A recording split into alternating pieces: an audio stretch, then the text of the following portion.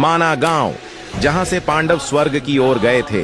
जी हाँ, वही माना गांव जहां भगवान श्री गणेश ने महाभारत लिखी थी और सिर्फ यहां से ही सरस्वती नदी के दर्शन भी किए जा सकते हैं। पहले इसे भारत के अंतिम गांव के नाम से जाना जाता था, पर अब इसे बदलकर भारत के पहले गांव के नाम से जाना जाता है।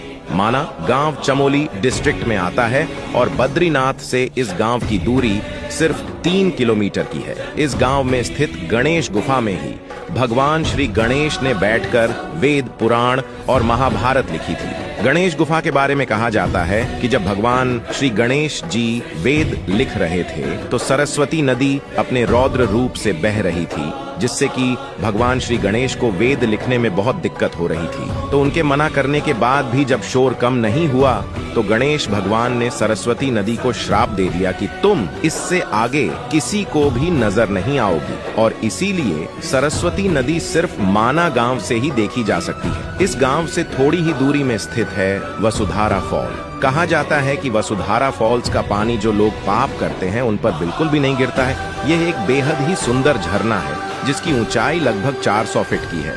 जो भी टूरिस्ट माना गांव आते हैं वो भारत की पहली दुकान पर जरूर विजिट करते हैं। तो ये थी माना गांव की कुछ बातें।